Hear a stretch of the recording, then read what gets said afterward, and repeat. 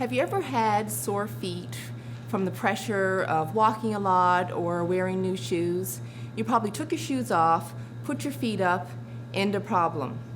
But for the person with diabetes, this problem is not solved so easily, as you can see from this complex diagram.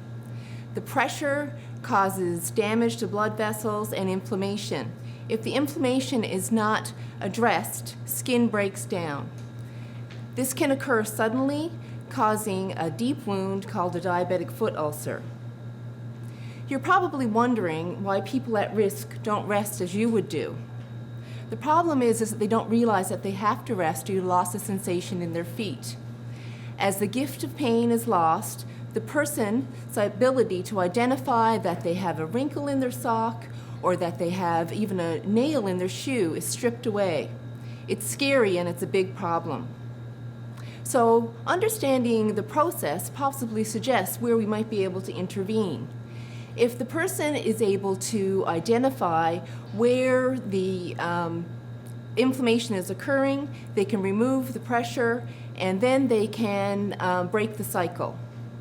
So diabetes is a big problem. It's a human and great human cost and a great economic cost. When we look at the statistics, the incidence of having a diabetic foot ulcer is 25%. That often leads to an amputation. And the survival rate is for 5 years is 70% for people who have amputations. The cost of the healthcare system was $497 million in 2011. So as the diabetes increases worldwide, so will the problem of diabetic foot ulcers. So being able to detect that inflammation is key. And when a infrared thermometer that's purchased at a hardware store is a promising strategy to detect that inflammation. It's simple, it's cheap. You just point, zigzag on the bottom of the foot and read the temperature. And my PhD research is going to focus on a self-management strategy that will detect that inflammation using a hardware store thermometer that costs $30. There are 3 large studies that have used a $700 medical grade thermometer with positive results.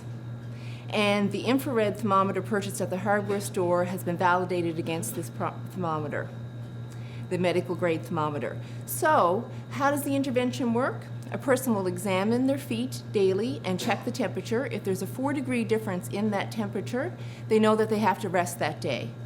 If they doesn't equalize in 2 days, then they go see their healthcare provider.